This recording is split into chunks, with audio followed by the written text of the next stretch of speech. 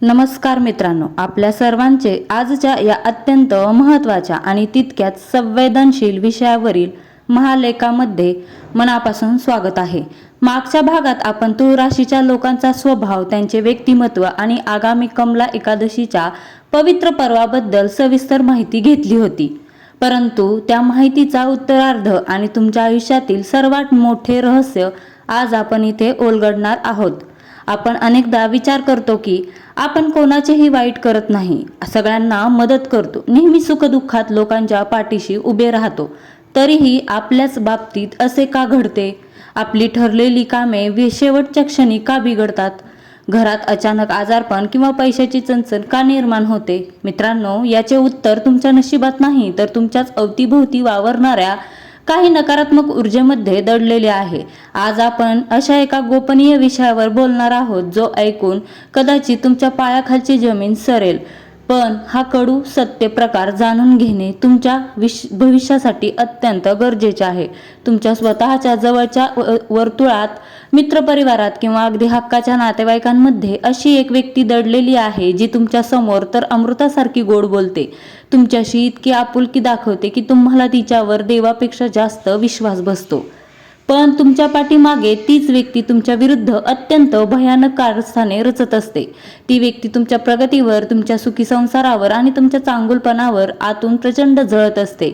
या व्यक्तीच्या याच वाईट नजरेमुळे आणि नकारात्मक ऊर्जेमुळे तुमच्या अनेक महत्त्वाच्या कामांमध्ये सतत अडथळे येत आहेत। आज आपण अत्यंत साध्या आणि आपल्या रोजच्या व्यावहारिक भाषेत हे समजून घेणार आहोत की ही गुप्त व्यक्ती नक्की कोण आहे, तिची मानसिकतेची लक्षणे काय आहे, ज्योतिषशास्त्र आणि मानसशास्त्रानुसार तिची ओळख कशी पटवायची, आणि सर्वात महत्त्वाचे म्हणजे तिच्या या काळ्या आणि वाईट नजरेपासून स्वतःचे, आपल्या मुलाबाळांचे आणि संपूर्ण कुटुंबाचे रक्षण कसे करायचे। हा लेख केवळ एक माहिती नाही, तर तुमच्या आयुष्याला सुरक्षा कवच देणारा एक महामंत्र ठरणार आहे। त्यामुळे संपूर्ण विवेचन अगदी शांत चित्ताने समजून घ्या। गुप्त शत्रूंची मानसिकता आणि त्यांची ढोंगी लक्षणे। मित्रांनो, प्रत्यक्ष समोरून वार करणाऱ्या शत्रूपेक्षा पाठीमागून वार करणारा मित्र किंवा नातलग हा 1000 पटीने जास्त धोकादायक असतो। कारण समोरच्या शत्रूंपासून रक्षण करण्यासाठी आपण ढाल तयार ठेवू शकतो, पण ज्यांच्यावर आपण विश्वास ठेवतो त्यांच्याकडून वेशात येणाऱ्या धोक्याची आपल्याला कल्पनाही नसते। तुळ राशीचे लोक मुळातच खूप भावनिक आणि दुसऱ्यांवर चटकन विश्वास ठेवणारे असतात। तराजूसारखा समतोल स्वभाव असल्यामुळे त्यांना वाटते की जग ही आपल्यासारखेच सरळ आणि न्यायाने चालणारे आहे, पण इथेच त्यांची मोठी चूक होते। तुमच्या वर्तुळातील ही जी विशिष्ट व्यक्ती आहे, तिची काही मानसिक लक्षणे जर तुम्ही बारकाईने टिपली तर तुम्हाला सत्य समजायला वेळ लागणार नाही। ही व्यक्ती तुमच्या घरी आल्यावर किंवा तुमच्याशी बोलताना तुमच्या यशाचे खूप मोठे कौतुक करेल। अरे वा, तू नवीन गाडी घेतली, खूप छान रे, तू खूप प्रगती करतोस, असे वर म्हणताना तिच्या चेहऱ्यावरचे हास्य आणि डोळ्यामधील भाव कधीतरी विसंगत वाटतील। जेव्हा माणसाला आतून हेवा वाटतो, तेव्हा त्याचे डोळे आणि चेहऱ्यावरील स्नायू कधीही खोटे हास्य लपवू शकत नाही। हे व्यक्ती तुमच्या वैयक्तिक आयुष्यात, तुमच्या पैशाच्या व्यवहारात आणि तुमच्या मुलाच्या भविष्यात विनाकारण खूप जास्त रस घेताना दिसेल। तुला पगार किती आहे, तू पैसे कुठे गुंतवले आहे, तुझ्या घरात काय चालले आहे, असे प्रश्न ती अगदी प्रेमाने विचारत असल्याचा आव आणेल, पण प्रत्यक्षात ती तुमच्या जमेच्या बाजू आणि तुमच्या कमकुवत बाजू शोधत असते, जेणेकरून भविष्यात तिचा वापर तुमच्या विरुद्ध करता येईल। जेव्हा तुमच्या आयुष्यात एखादे संकट येते किंवा तुमचे एखादे नुकसान होते, तेव्हा ही व्यक्ती सर्वात आधी धावून आल्यासारखे दाखवेल आणि खूप वाईट झाले रे, मी तुझ्या सोबत आहे असे म्हणून सांत्वन करेल। पण त्याच वेळी तिच्या मनात एक गुप्त आनंद सुरू असतो, ज्याला मानसशास्त्रामध्ये परानंदाचा आनंद असं म्हणतात। जेव्हा तुम्ही अडचणीत असता तेव्हाच तिला स्वतःचे अस्तित्व मोठे वाटू लागते। या उलट जेव्हा तुम्हाला एखाद्या मोठ्या आनंद मिळतो किंवा तुमची प्रगती होते, तेव्हा ही व्यक्ती आनंदाच्या वातावरणात अचानक शांत होईल किंवा काहीतरी जुनाट कारण काढून तिथून निघून जाण्याचा प्रयत्न करेल। तिच्या बोलण्यात नेहमी टोमणे किंवा प्रत्यक्षपणे तुमचा आत्मविश्वास कमी करणारे शब्द असतील, जसे की हो, तुझी प्रगती छान आहे, पण आजकालच्या काळात हे टिकणे कठीण असते अशा प्रकारची वाक्य वापरून ती तुमच्या मनात भीती आणि नकारात्मक प्रेरणेचे काम करत असते। नकारात्मक ऊर्जेचा तुळ राशीवर होणारा परिणाम आता आपण हे पाहूया की या गुप्त शत्रूंच्या किंवा जळणाऱ्या लोकांच्या नकारात्मक ऊर्जेचा तुमच्या रोजच्या जीवनावर नक्की काय आणि कसा परिणाम होतो। ज्योतिषशास्त्रामध्ये असे मानले जाते की प्रत्येक मानवी शरीराभोवती एक आभा मंडल असते। जेव्हा आपण सकारात्मक लोकांच्या संपर्कात येतो तेव्हा आपले आभा मंडल अधिक शक्तिशाली होते आणि आपली कामे सहज होतात। परंतु जेव्हा एखादी व्यक्ती आपल्याबद्दल मनात प्रचंड द्वेष, मत्सर आणि राग बाळगून आपल्या जवळ येते तेव्हा तिच्या शरीरातून निघणाऱ्या नकारात्मक लहरी आपल्या आभामंडलाला कमकुवत करतात। याला साध्या भाषेत नजर लागणे किंवा दृष्ट लागणे असे म्हणतात। तूळ राशीचे स्वामी शुक्रदेव आहेत, जे सौंदर्य, ऐश्वर्य आणि सुखाचे कारक आहेत। जेव्हा तुमच्यावर अशा जळणाऱ्या लोकांची नजर पडते तेव्हा तुमच्या कुंडलीतील शुक्राचे बळ कमी होऊ लागते।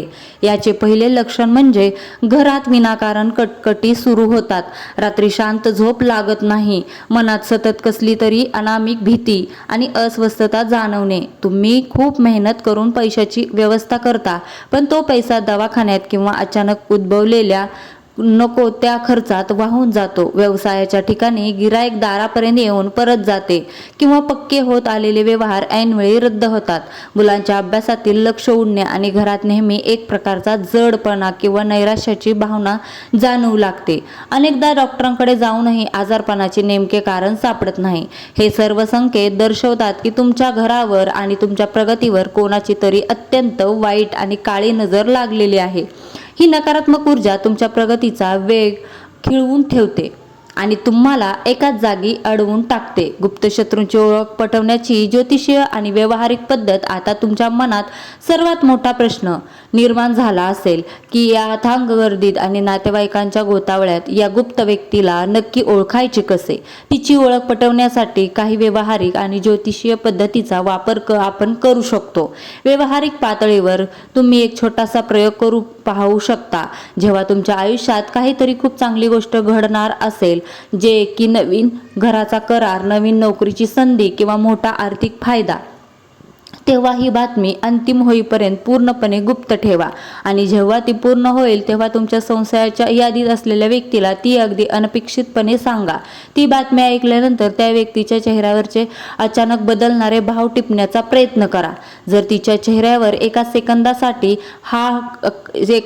सेकंदासाठी का होईना निराशेचा किंवा आश्चर्याचा धक्का दिसला आणि नंतर तिने खोटे हसू आणून कौतुक केले, तर समजून जा की हीच ती व्यक्ती आहे। ज्योतिषशास्त्रानुसार तूळ राशीच्या लोकांसाठी त्यांचे हितशत्रू सहसा अशा राशीचे किंवा नक्षत्राचे असतात ज्यांचे तुमच्या राशीशी पटत नाही। अनेकदा तुमच्या गुप्त शत्रूंच्या नावाचे पहिले अक्षर किंवा त्यांची रास तुमच्या राशीचक्रातील षष्ठ म्हणजे 6व्या भावाशी संबंधित असू शकते। तसेच ही व्यक्ती तुमच्या घरातील महिलांशी जास्त जवळीक साधण्याचा प्रयत्न करते, कारण तिला ठाऊक असते की घरातील गुप्त गोष्टी महिलांच्या माध्यमातून सहज बाहेर काढता येतात। ही व्यक्ती बऱ्याचदा तुमच्या घरी आल्यावर देवघराच्या आसपास किंवा तिजोरीच्या आसपास रिंगाळताना दिसेल किंवा घरातून जाताना एखादी किरकोळ वस्तू जसे की सुई, दोरा किंवा एखादा जुना कापडा मागून घेण्याचा प्रयत्न करेल। अशा लहान सहान गोष्टींवरून तुम्ही सावध झाले पाहिजे। वाईट नजरेपासून स्वतःचे आणि कुटुंबाचे रक्षण करण्याचे महाउपाय। या गुप्त शत्रूंची ओळख पटल्यानंतर आपल्याला त्यांच्याशी भांडण करायचे नाही किंवा वाद घालायचा नाही, कारण तूळ राशीचा स्वभाव शांतता प्रिय आहे। आपल्याला केवळ स्वतःभोवती आणि आपल्या कुटुंबाभोवती एक असे सुरक्षा कवच निर्माण करायचे आहे ज्याला भेदणे त्यांना नकारात्मक ऊर्जेला कधीच शक्य होणार नाही। यासाठी ज्योतिषशास्त्रात आणि आपल्या प्राचीन परंपरेत काही अत्यंत साधे पण अमोघ उपाय सांगितले आहेत। सर्वात पहिला आणि सोपा उपाय म्हणजे नमक थेरपी, मिठाचा उपाय।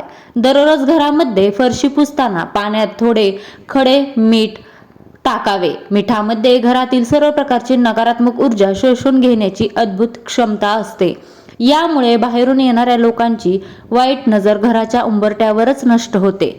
दुसरा उपाय म्हणजे दर शनिवारी आणि मंगळवारी घरातील मुख्य दारावर आणि देवघरात कापूर पेटून त्याचा धूर संपूर्ण घरात दाखवावा। कापराच्या पवित्र सुगंधामुळे घरातील हवेतील आणि वातावरणातील नकारात्मक लहरी जळून खाक होतात। विशेषतः तूळ राशीच्या जातकांनी स्वतःचे रक्षण करण्यासाठी आपल्या उजव्या हाताच्या मनगटावर किंवा गळ्यामध्ये काळा धागा धारण करावा. हा काळा धागा शनिवारी हनुमान मंदिरात नेऊन हनुमंताच्या चरणांचे सिंदूर लावून अभिमंत्रित करून घ्यावा आणि मगच परिधान करावा. हा धागा कोणत्याही वाईट नजरेचा तुमच्या शरीरावर प्रवेश करू देत नाही. या व्यतिरिक्त तुमच्या घराच्या मुख्य प्रवेशद्वारावर बाहेरच्या बाजूने नजरबट्टू किंवा काळ्या घोड्याची नाळ जी नैसर्गिकरित्या पडलेली असावी, या इंग्रजीत व्ही आकारात लावावी. यामुळे घरात येणाऱ्या प्रत्येक व्यक्तीची पहिली नजर त्या नाळेवर पडते आणि तिची नकारात्मकता तिथेच शोषली जाते. जर तुम्हाला वाटत असेल की एखाद्या विशिष्ट व्यक्तीच्या येण्याने घरात त्रास होतो, तर ती व्यक्ती घरून गेल्यावर लगेचच मुख्य दारावर थोडे गंगाजल किंवा गोमूत्र शिंपडावे आणि विष्णू कवच किंवा हनुमान चालिसाचे पठण करावे. कुलदेवतेचे विशेष सुरक्षा कवच आणि अनुष्ठान. मित्रांनो, जगातील कोणतीही वाईट शक्ती किंवा नकारात्मक ऊर्जा तुमच्या कुलदेवतेच्या शक्तीपेक्षा मोठी असू शकत नाही. जेव्हा आपण आपल्या कुलदेवीला विसरलो तेव्हाच बाहेरील नकारात्मक शक्ती आपल्यावर हावी होतात. तूळ राशीच्या लोकांनी आपल्या कुलदेवतेचे कवच मिळवण्यासाठी एक अत्यंत प्रभावी विधी केला पाहिजे. कोणत्याही मंगळवारी किंवा शुक्रवारी सकाळी उठून स्वच्छ स्नान करावे. देवघरात कुलदेवतेचे फोटो समोर गाईच्या तुपाचा एक अखंड दिवा लावावा.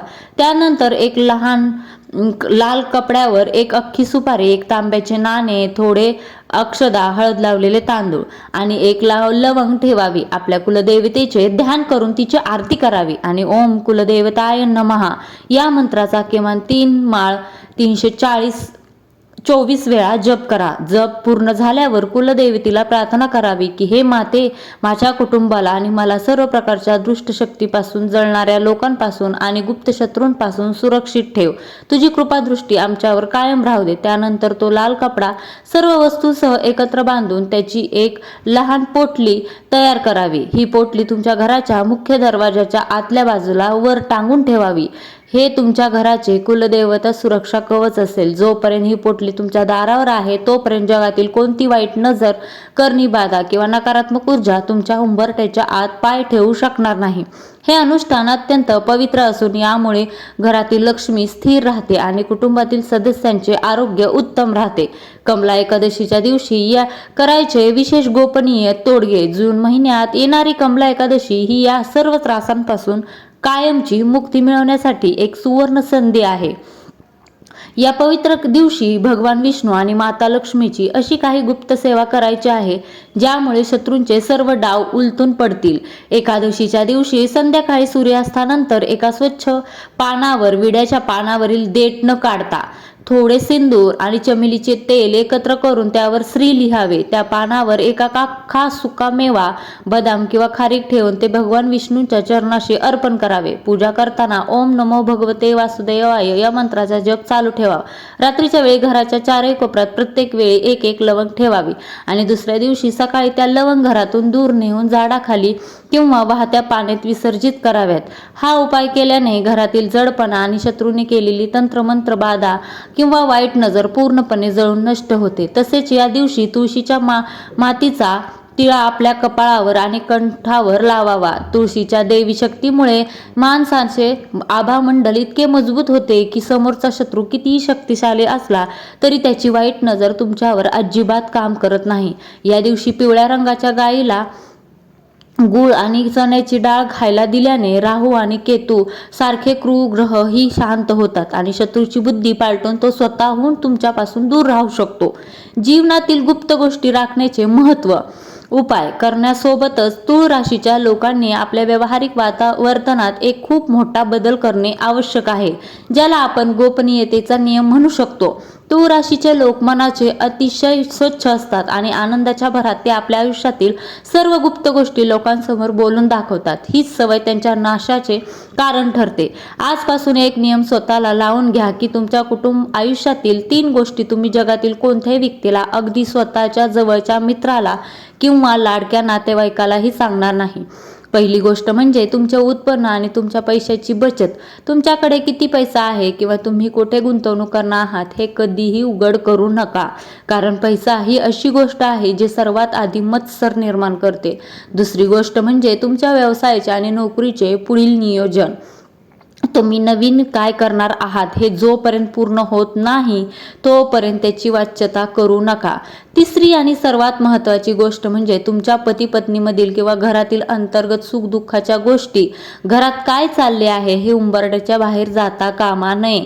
जेव्हा तुम्ही तुमच्या गोष्टी गुप्त ठेवता तेव्हा शत्रूला तुमच्यावर वार करण्यासाठी कोणतीही जागा किंवा कमकुवत दुवा सापडत नाही. मौन हे सर्वात मोठे शस्त्र आहे. तुमच्या यशाचा आवाज इतका मोठा असावा की तुमच्या तोंडातून काही सांगण्याची गरज पडू नये. यामुळे जळणारे लोक आपोआपच शांत होतील, कारण त्यांना तुमच्याबद्दल कोणतीही माहिती मिळणार. एकंदरीत विचार केला असता माणसाच्या जीवनात जसे चांगले लोक येतात तसेच काही नकारात्मक वृत्तीचे लोकही येतात. हा निसर्गाचा नियम आहे. तूळ राशीच्या जातकाने या गुप्त शत्रूंचा बाऊ न करता केवळ स्वतःला सुरक्षित ठेवण्यावर लक्ष केंद्रित केले पाहिजे. तुमची रास न्याय आणि समतोलाची आहे, ज्यामुळे देव नेहमी तुमच्या पाठीशी उभा राहील. या लेखात सांगितलेले कुलदेवतेचे किंवा कमला एकादशीचे उपाय जर तुम्ही पूर्ण श्रद्धेने आणि विश्वासाने केले तर चालू काळातील सर्व संकटांचे ढग आपोआप विरून जातील. नकारात्मकतेचा सामना कधीही नकारात्मकतेने करायचा नसतो, तर तो आपल्यातील दैवी शक्ती वाढवून करायचा असतो. जेव्हा तुमचे आभामंडल कुलदेवतेच्या आणि विष्णुदेवाच्या कृपेने उजळून निघेल तेव्हा शत्रूंची वाईट नजर त्यांच्यावरच उलटेल आणि तुमची प्रगती पूर्वीपेक्षा दुप्पट वेगाने होऊ लागेल. स्वतःवर विश्वास ठेवा, ईश्वराची कास धरा आणि आयुष्यातील प्रत्येक क्षण आनंदाने आणि दक्षतेने जगा. तर मित्रांनो, आज आपण तूळ राशीच्या जीवनातील या अत्यंत गुप्त आणि रहस्यमय पैलूचा उलगडा केला आहे. मला पूर्ण विश्वास आहे की हा महालेख वाचल्यानंतर तुमच्या मनात अनेक गोष्टी स्पष्ट झाल्या असतील आणि तुम्हाला तुमच्या अवतीभोवतीच्या लोकांचे खरे चेहरे ओळखायला मदत होईल. परंतु ही तर फक्त सुरुवात आहे. आपल्या पुढील भागात मी तुम्हाला एक असा चमत्कारिक शब्द सांगणार आहे जो जर तुम्ही रात्री झोपण्यापूर्वी फक्त 11 वेळा उच्चारला तर तुमच्या आयुष्यातील पैशाची सर्व अडचण अवघ्या 21 दिवसात दूर होईल. तो चमत्कारिक शब्द कोणता आहे, तो कसा आणि कधी वापरायचे हे जर तुम्हाला सर्वात आधी जाणून घ्यायचे असेल तर नियमितपणे आपल्या या माहितीपूर्ण प्रवासाशी जोडलेले राहा. या माहितीला नक्की फॉलो करा आणि खाली असलेल्या कमेंट बॉक्समध्ये पूर्ण श्रद्धेने जय लक्ष्मी नारायण लिहायला अजिबात विसरू नका. तुमच्या एका कमेंटमुळे तुमच्या घरात विष्णू लक्ष्मीचा वास निर्माण होईल. चला तर मग भेटूया पुढच्या अत्यंत रहस्यमय आणि माहितीपूर्ण भागात. तोपर्यंत स्वतःची काळजी घ्या, सकारात्मक राहा आणि नेहमी आनंदी राहा. श्री स्वामी समर्थ. जय जय स्वामी समर्थ. धन्यवाद.